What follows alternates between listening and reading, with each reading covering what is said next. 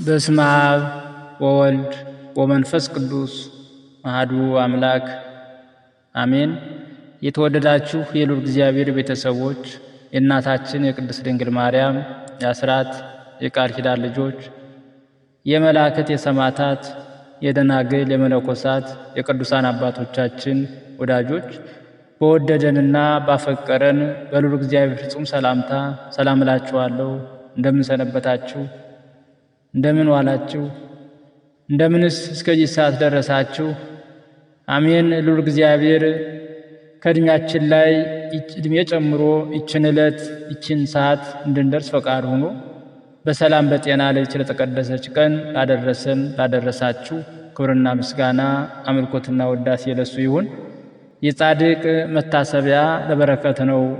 መጽሐፈ ምሳሌ ምዕራፍ 10 ቁጥር 7 እንኳን ለጻድቁ አባታችን ለአቡነ ተክለ ሃይማኖት ዓመታዊ ክብረ በዓል ታኅሳስ 24 ቀን የልደታቸው መታሰቢያ ቀን በሰላም በጤና አደረሳችሁ አደረሰ። አባታችን አቡነ ተክለ ሃይማኖት በእግዚአብሔር ድንቅ ጥበብ በሊቀ መልአኩ በቅዱስ ሚካኤል ብስራት በሀገራችን በኢትዮጵያ በሰሜን ሸዋ ሀገረ ስብከት ቡልጋ ደብረ ጽላልሽ ልዩ ስሟ ኢትሳ በምትባል ቦታ ከአባታቸው ከካህኑ ጸጋ ዛብና ከእናታቸው ከቅድስት እግዚአርያ መጋቢት 24 ቀን ተጸንሰው ታኅሳስ 24 ቀን ተወለዱ። ወላጆቻቸውም ስማቸውን ፍስሐ ጽዮን ብለው ሰየሟቸው። ፍስሐ ጽዮን የሚለው ትርጉም የጽዮን ተድላዋ ደስታዋ እንደማለት እንደሆነ ቅዱሳን መጻሕፍት ይናገራሉ። አባታችን አቡነ ተክለ ሃይማኖት በተወለዱ በሦስተኛ ቀን እሁድ ከጠዋቱ 3 ሰዓት ከእናታቸው እቅፍ ወርደው አሃዱ አብ ቅዱስ፣ አሃዱ ወልድ ቅዱስ፣ አሃዱ ውእቱ መንፈስ ቅዱስ፣ አንዱ አብ ቅዱስ ነው፣ አንዱ ወልድ ቅዱስ ነው፣ አንዱ መንፈስ ቅዱስ ቅዱስ በማለት ሥላሴን አመስግነዋል። አንድ ቀን አባታችን አቡነ ተክለ ሃይማኖት አንድ ቀን ወደ ጫካ ለአደን በሄዱበት ዕለት ጌታችን መድኃኒታችን ኢየሱስ ክርስቶስ ተገለጠላቸው። ጸጋ መንፈስ ቅዱስንም አሳደረባቸው። እንደዚሁም ሐዲስ ሐዋርያ ብሎ ወንጌል ወዳልደረሰበት ቦታ እንደሚልካቸው ነገራቸው። ቅዱስ ሚካኤልም ከአውሬ አዳኝነት ሰውን ወደ እግዚአብሔር መንግሥት ለመመለስ እንደተመረጡና አጋንንትን የማውጣት ታምራትን የማድረግ ሥልጣን እንደተሰጣቸው ስማቸውም ፍስሐ ጽዮን የነበረው ተክለ ሃይማኖት እንደሚባል፣ ተክለ ሃይማኖት የሚለው ትርጉምም ተክለ አብ፣ ተክለ ወልድ፣ ተክለ መንፈስ ቅዱስ ማለት እንደሆነ መልአኩ ነገራቸው። እንዲሁም ተክለ ሃይማኖት ማለት ተክል ማለት ፍሬያማ እንጨት፣ ዛፍ፣ ቅመማ ቅመም፣ ቅጠላ ቅጠል፣ የሚበላ የሚሸተት ገነታዊ ዕፅ እንዲሁም ሕግ ሥርዓት ማለት እንደሆነ ቅዱሳን መጻሕፍት ተረጉሙታል። ሃይማኖት ማለት ደግሞ በሃልዎተ እግዚአብሔር የሁሉ አስገኝ መሆኑን በሥላሴ አንድነትና ሦስትነት በቅዱሳን ተራዳይነት ማመን አምኖ መመስከር ማለት እንደሆነ ይተረጉሙታል።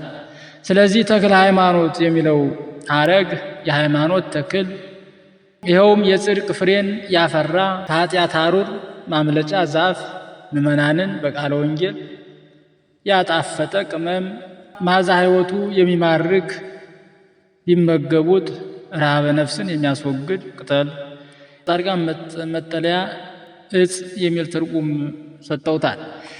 እንዲሁም ገድለ ተክለ ሃይማኖት መጽሐፍም ተክለ ሃይማኖት ማለት የአብ የወልድ የመንፈስ ቅዱስ ተክል ማለት እንደሆነ የጻድቁን ስም እንዲህ ብሎ ተርጉሞታል። አባታችን አቡነ ተክለ ሃይማኖት መልአኩ እንዲህ ብሎ ካስረዳቸው በኋላ ወደ ቤታቸው ተመልሰው ያላቸውን ንብረት ሁሉ ለቤተ ክርስቲያንና ለነዳያን ሰጠው። አቤቱ ጌታዬ ኢየሱስ ክርስቶስ ሆይ የመንግሥተ ሰማያት በር ትከፍትልኝ ዘንድ እነሆ ቤቴን እንደተከፈተ ተውኩልህ በማለት ቤታቸውን ትተው ወንጌልን ለማስተማር ፈጥነው የወጡ አባታችን ናቸው። ከዚያን ጊዜ ጀምሮ በመላው አገራችን ኢትዮጵያ እየተዘዋወሩ ወንጌል በመስበክ ታምራትን በማድረግ ብዙ አሕዛብን ከአምልኮተ ጣዖት ወደ አምልኮተ እግዚአብሔር ከገብረ ኃጢአት ወደ ገብረ ጽድቅ መልሰዋል። ቤተ ክርስቲያንንም አንጸዋል። አባታችን አቡነ ተክለ ሃይማኖት ሐዲስ ሐዋርያ የሚልም ስያሜ ተሰጥቷቸዋል። ሐዲስ ሐዋርያ የተባሉት በዚህ ተልኳቸው ነው። ትርጉምም ሕገ ወንጌልን የተዘዋወረ የሚያስተምር ሰባኪ ወንጌል፣ በክርስቶስ ስም ድንቅ ታምራትን የሚያደርግ የክርስቶስ ተከታይ ሐዋርያ እንደማለት እንደሆነ ቅዱሳት መጻሕፍት ተርጉመውታል። አባታችን አቡነ ተክለ ሃይማኖት በ7 ዓመታቸው ከግብፃዊው አቡነ ቄርሎስ ዲቁናን ከተቀበሉ በኋላ እግዚአብሔር በክህነት ሕዝቡ እንዲያገለግሉ መረጣቸው። ዮዲት ጉዲት መንግስቱን ይዛ በክርስትናው ላይ ከዘመተች በኋላ ሰሜኑና ደቡብ በሃይማኖት ተቆራርጦ የነበረበት ሰዓት ነው። ለዚህም ኢትዮጵያን የሚዋጅ ኢትዮጵያዊ ሃይማኖት አባት የሚያስፈልግበት ወቅት ነበረ።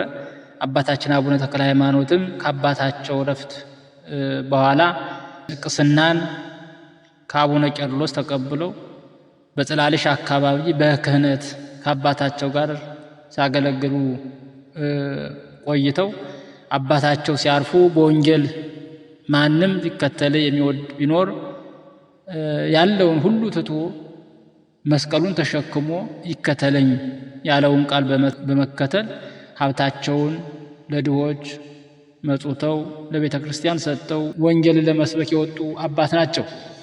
አባታችን አቡነ ተክለ ሃይማኖት በዳሞትና በሸዋ ካገለገሉ በኋላ መጀመሪያ ደቡብ ወሎ ቦረና ወደ ነበረው ወደ ደብረ ጎል ገዳም ገብተው 10 ዓመታት በትምህርት እና በስራ በዛ ገዳም አሳልፈዋል።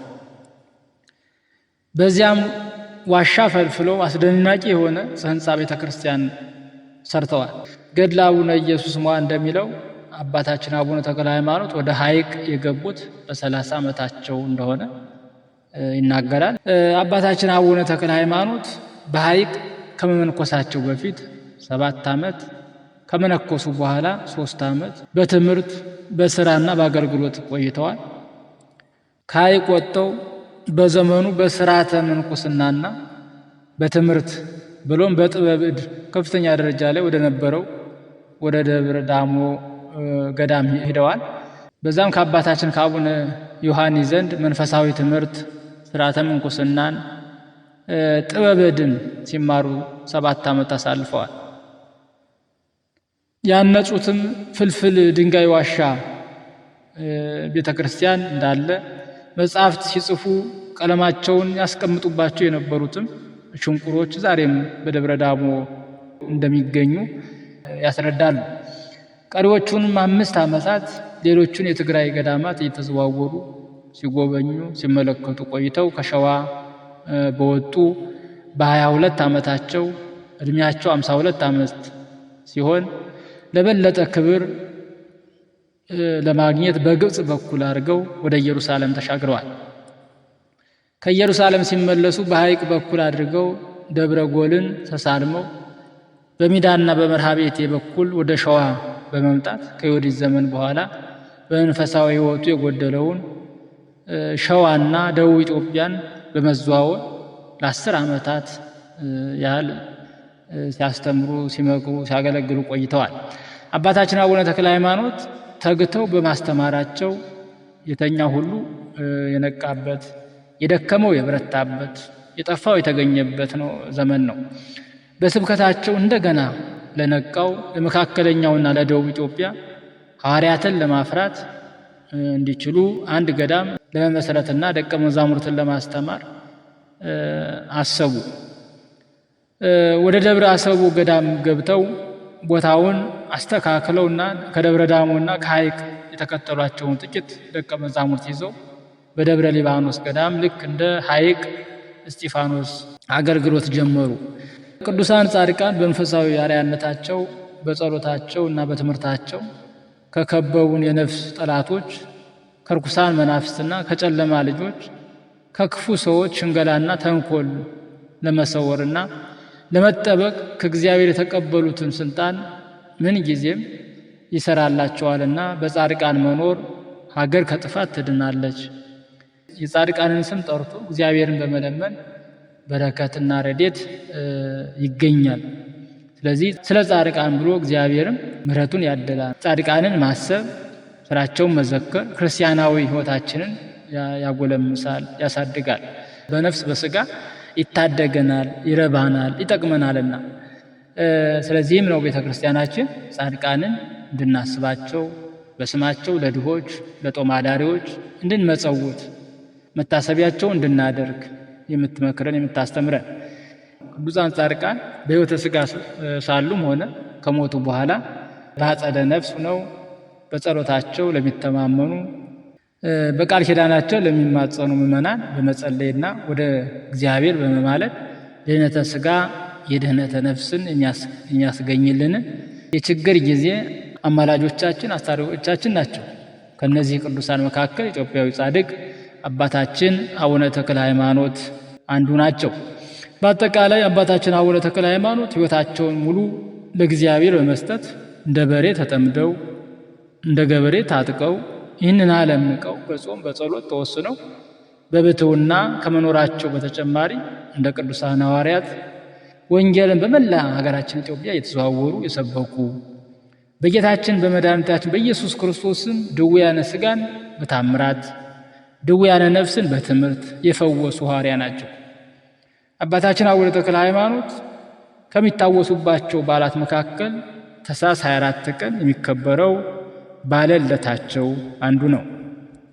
ጌታችን መድኃኒታችን ኢየሱስ ክርስቶስም ለደቀ መዛሙርቱ እናንተን የሚቀበል እኔን ይቀበላል፣ እኔንም የሚቀበል የላከኝን ይቀበላል፣ ነቢይን በነቢዩን ስም የሚቀበል የነቢይን ዋጋ ያገኛል፣ ጻድቅንም በጻድቅ ስም የሚቀበል የጻድቁን ዋጋ ያገኛል። ማንም ከነዚህ ከተናናሾቹ ለአንዱ ቀዝቃዛ ጽዋ ብቻ በደቀ መዝሙር ስም የሚያጠጣ እውነት እላችኋለሁ ዋጋው አይጠፋበትም። ማቴዎስ ወንጌል ምዕራፍ 10 ቁጥር 40 በማለት ተናገረው መለኮታዊ ቃል ኪዳን ቅድስት ቤተ ክርስቲያናችን መሰረት አድርጋ መጋቢት 24 ቀን ጽንሰታቸውን፣ ታኅሳስ 24 ቀን ልደታቸውን፣ ጥር 24 ቀን ስባሪ አጽማቸውን፣ ግንቦት 12 ቀን ፍልሰት አጽማቸው፣ ነሐሴ 24 ቀን ደግሞ ዕለተ ረፍታቸውን በመንፈሳዊ ሥርዓት በደስታ ታከብራለችና የጻድቅ መታሰቢያ ለበረከት ነው። መጽሐፈ ምሳሌ ምዕራፍ 10 ቁጥር 7 እንዲል እኛም ከአባታችን ከአቡነ ተክለ ሃይማኖት ባለ ልደታቸው በረከታቸውን ያድለን። የአባታችን የአቡነ ተክለ ሃይማኖት ጸሎታቸው፣ ረድኤታቸውን፣ ምልጃቸውን ከሁላችንም ጋር ለዘላለሙ ጸንቶ ይኑር፣ አሜን። ወስብሐት ለእግዚአብሔር ወለወላዲቱ ድንግል ወለመስቀሉ ክቡር አሜን። ይቆየን።